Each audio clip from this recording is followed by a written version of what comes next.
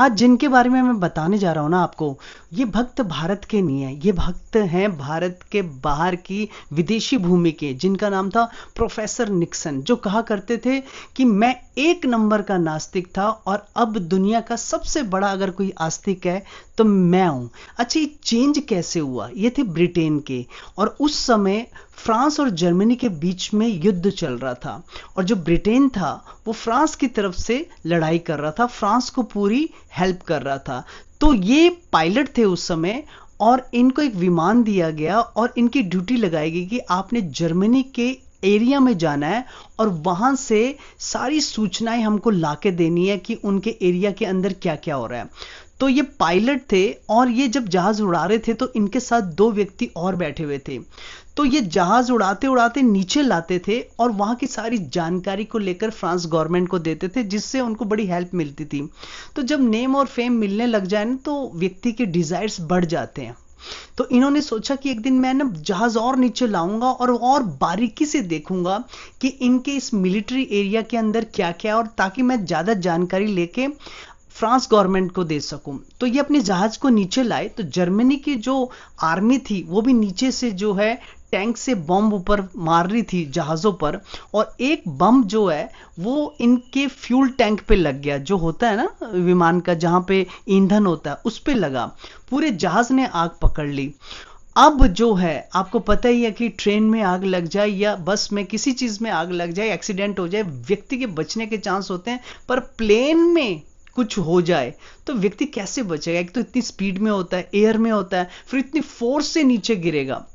तब जब जहाज नीचे गिरने लगा तो ये भगवान को नहीं मानते थे, इनका विश्वास नहीं था। ये कहते थे कि जिस चीज को मैंने देखा नहीं है, जिस चीज को मैंने छुआ नहीं है, उस चीज को मैं मान नहीं सकता। पर आपको पता है कि जब व्यक्ति बहुत दुख में होता है, बहुत प्रॉब्लम्स में होता है, देखो ना कई बार ऐसा होता है कि जो व्यक्ति कभी मंदिर नहीं आता, कभी हाथ नहीं जोड़ता, जब किसी बहुत ज्यादा सीवियर प्रॉब्लम से गुजर रहा होता है या किसी ऐसी बीमारी से लड़ रहा होता है कि डॉक्टरों ने हाथ खड़े कर दिए होते हैं, उसको भी हम मंदिर में आया हुआ देखते हैं, उसको भी हम प्रार्थना करते हुए देखते हैं।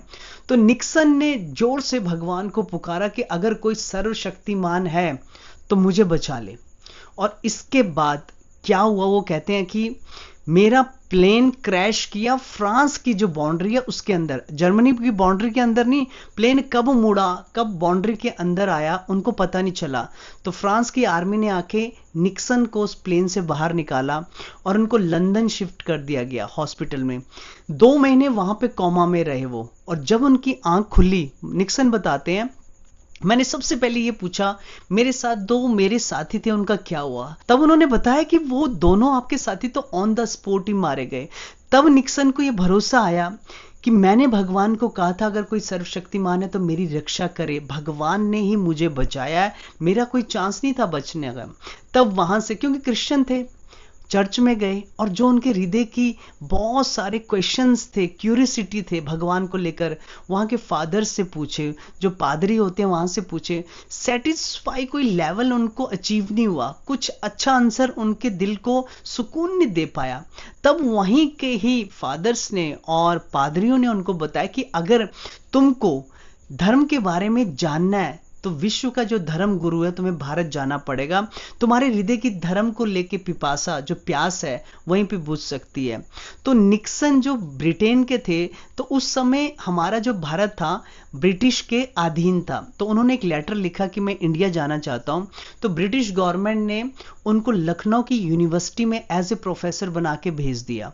वो वहां से यहां पे आए, पढ़े लिखे तो थे ही एज ए प्रोफेसर, और यही यूनिवर्सिटी में वाइस चांसलर थे ज्ञानेंद्र नाथ। उनके साथ उनका संग हुआ, बड़े विद्वान थे, बंगाल के थे। उनकी पत्नी का नाम था यशोदा बाई, और यशोदा बाई बहुत अच्छी भक्त थी, श्री कृष्ण के प्रति उनका बहुत श्रद्धा भाव था, और इतने नियम के साथ भगवान की सेवा करती थी। जो शास्त्र अनुचित या शास्त्र उचित बात होती थी उनका उन्हें पूर्ण ज्ञान था। तो बड़े इंप्रेस हुए निक्सन, उनके संग में आके और उनके मुख से हरि कथा सुन के। इससे पहले उन्होंने संस्कृत का भी ज्ञान लिया, वेदांत भी पढ़ा, पर चेंज उनकी लाइफ में तब हुआ जब उन्होंने श्रीमद् भागवत पढ़ा। और श्रीमद् भागवत पढ़ने पर भी यशोदा बाई जैसी एक शुद्ध भक्त की एसोसिएशन में वो आए और बाद में उन्होंने यशोदा बाई जी से ही हरिनाम लिया। उसके बाद वो मायापुर गए, श्रीला प्रभुपाद जी के दर्शन किए जो कि भक्तों में शिरोमणि थे। तब उन्होंने ये डिसीजन लिया कि अब मेरा शरीर जो छूटेगा ना, भारत में ही छूटेगा, मैं वापस नहीं जाऊंगा अपनी कंट्री में। और अल्मोड़ा नाम की जगह पर ही उन्होंने अपने जीवन की अंतिम सांसें ली। वो बताते थे कि मेरे जैसा भगवान पे विश्वास ना करने वाला व्यक्ति आखिर में विश्वास कैसे कर बैठा, क्योंकि भगवान ने एक स्लाइट छोटी सी एक मुझे अनुभूति दी, छोटी सी एक मुझ पर कृपा की। वो भी उन्होंने कोई सीधा भगवान का नाम नहीं लिया था, सिर्फ ये बोला था अगर कोई सर्वशक्तिमान है, क्योंकि वो सनातन धर्म के कल्चर में थे नहीं, उनको पता नहीं कि भगवान के क्या क्या नाम हमारे शास्त्रों में है। तो उनको ये पता है कि जो भगवान है वो सर्वशक्तिमान है। तो भगवान ने भी उन पे कृपा की। ये बिल्कुल ऐसी है जैसे गजेंद्र स्तुति आप सुनते हो कार्तिक मास में, कत्तक मास में, वहां पे स्पष्ट रूप से गजेंद्र कोई नाम ना लेकर के बार बार ऐसा कहते हैं जो सर्वशक्तिमान है, जो सबके हृदय में बैठे हैं, सभी देवी देवताओं के इस ब्रह्मांड के मूल कारण है। ऐसे ऐसे वचनों से जो भगवान को बुला रहे हैं, स्पष्ट नाम ना लेकर भी भगवान ने उनकी कैसे प्रार्थना सुनी। गज के शरीर में है, जानवर के शरीर में है, पर भगवान ने ये नहीं देखा ये गज के शरीर में है। भगवान ने ये देखा कि ये मुझे ही बुला रहा है, क्योंकि सर्वशक्तिमान कौन है? देखिए, शक्तिमान तो बहुत हो सकते हैं, धनवान तो बहुत हो सकते हैं, बुद्धिमान तो बहुत हो सकते हैं, पर जब सर्व लग जाता है, सर्व का मतलब हमारे शास्त्रों में भगवान श्री हरि को भी बोला जाता है। सर्व यानी जिसके अंदर सब कुछ हो, ए से लेकर जेड तक, 1 से लेकर 100 तक सारे डिजिट्स हो, कुछ भी एक अंश भी बाहर ना हो। अगर भगवान के बाहर एक अंश भी रह गया ना, तो फिर वो भगवान कैसे हो सकते हैं, है ना? तो जब हमने किसी को भगवान बोल दिया, then after that it's not in our right to say that he is doing this well और नॉट, और he is able to do this और नॉट। वो अच्छा कर रहा है, बुरा कर रहा है, कर सकता है, नहीं कर सकता, हम नहीं बोल सकते भाई। एक बार जब आप किसी को भगवान मान ले तो वो सर्वशक्तिमान है, सर्वसमर्थ है। तो बिल्कुल ऐसे ही है हमारे भगवान, शरणागत की रक्षा करना जिन भगवान के स्वभाव में है, शरणागत के प्रति जो कभी मुंह नहीं मोड़ते, वो ये नहीं देखते ये क्रिश्चियन है, ये हिंदू है, ये मुसलमान है या सिख है।